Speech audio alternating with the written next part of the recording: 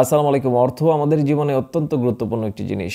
অর্থের কারণে সম্পর্ক জোড়া লাগে, সম্পর্ক ভেঙে যায়, হাসি, কান্না। তো আজকের এই ভিডিওতে অর্থ সম্পর্কিত কয়েকটি গুরুত্বপূর্ণ তথ্য আপনাদের সঙ্গে শেয়ার করছি। বর্তমানে আমরা যে যুগটাতে বাস করছি, এই যে সময়টা, এই সময়টাতে এসে একটা ইনকাম সোর্স দিয়ে আসলে চলা কিন্তু খুবই মুশকিল। যারা সংসার চালাচ্ছেন, যারা নিজের পরিবারকে চালাচ্ছেন, তারা বুঝতে পারবেন আমার কথাগুলো। তো এখন এই সিচুয়েশনে আমাদের উচিত ইনকাম সোর্স যদি একটা থাকে তাহলে দ্বিতীয়টা তালাশ করা, 2-3টা সোর্স তৈরি করা।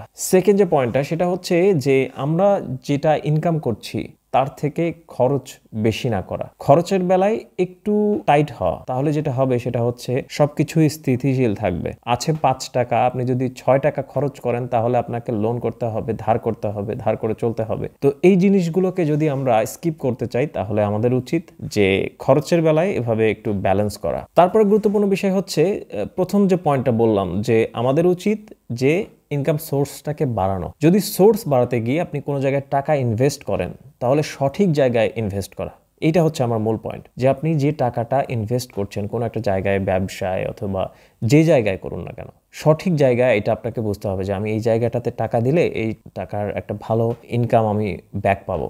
এমন যদি হয় যে আপনি এই জায়গায় লস খাওয়ার সম্ভাবনা রয়েছে, রিস্ক রয়েছে, তো আপনার যদি স্বল্প পুঁজি থাকে তাহলে আমি বলবো যে এটা করতে যাবেন না। যদি এমনটা হয় যে আপনি 80-90 ভাগ একদম শিওর রয়েছেন যে এখানে ইনভেস্ট করলে আমার বেনিফিট রয়েছে, এটা আমার জন্য বেনিফিশিয়াল হবে, তাহলে আমি বলবো যে আপনি ইনভেস্ট করতে পারেন সঠিক জায়গায়। তারপর যে গুরুত্বপূর্ণ বিষয়টি সেটা হচ্ছে যে যেই জিনিসটার আপনার খুব একটা দরকার নেই সেই জিনিসগুলো কেনা থেকে বিরত থাকতে হবে আমাদের। ফাইন্যান্সিয়ালি স্ট্রং হবার একটা গুরুত্বপূর্ণ পয়েন্ট সেটা হচ্ছে যে আমাদের যে জিনিসগুলো দরকার নেই, আপনার একটা ঘড়ি প্রয়োজন, তো কিনুন।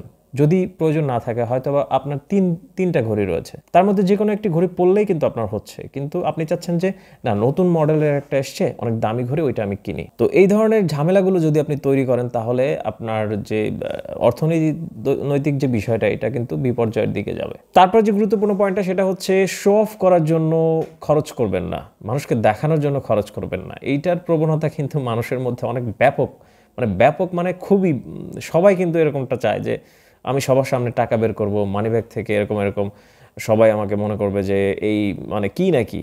তো এই জিনিসগুলা আমাদের অ্যাভয়েড করা উচিত। দেখানোর উদ্দেশ্যে খরচ না করা উচিত। আপনার যতটুকু রয়েছে ততটুকুর মধ্যে আপনি একটা ব্যালেন্স করুন, নিজে এই একটা ক্যালকুলেশন করুন যে আমার এটা আমাকে এতটুকু মেপে খরচ করতে হবে, তাহলে এটা আপনার জন্য বেনিফিশিয়াল হবে।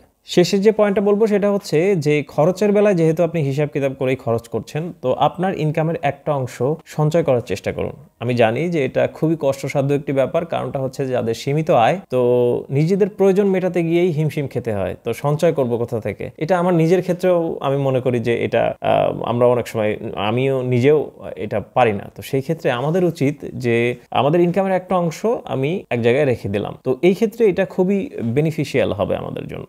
অর্থনৈতিকভাবে স্ট্রং হওয়ার ক্ষেত্রে শেষে যে পয়েন্টটা বলবো সেটা হচ্ছে যে আপনার ইনকাম এক জায়গা থেকে আসার থেকে, মানে এক জায়গায় আপনি হয়তো 100 টাকা ইনকাম করেন, এইটা আসার থেকে 100 জায়গা থেকে 1 টাকা করে আসুক, এটা খুবই গুরুত্বপূর্ণ। মানে একটা ইনকামের সোর্স যদি আপনার নষ্ট হয়ে যায়, বাকি 99টা থাকছে। তো সেই ক্ষেত্রে প্রথম যে পয়েন্টটা আমি বলেছিলাম যে ইনকাম সোর্স বাড়ানোর যে বিষয়টা, আমি আশা করছি বোঝাতে পেরেছি। মানে এক জায়গা থেকে যদি 100 টাকা আসে, এইটার থেকে 100 জায়গা থেকে 100 টাকা আসুক, মানে এক জায়গা থেকে 1 টাকা করে আসুক, এটা আপনার জন্য বেনিফিশিয়াল হবে, এটা বোঝানোর উদ্দেশ্য ছিল। দর্শক, আশা করছি ভিডিওটা আপনাদের কাছে ইনফরমেটিভ মনে হয়েছে। যদি সেরকমটা হয় তাহলে অবশ্যই সাবস্ক্রাইব লেখা যে বাটনটা রয়েছে ওটাতে ক্লিক করে সংযুক্ত থাকতে পারেন।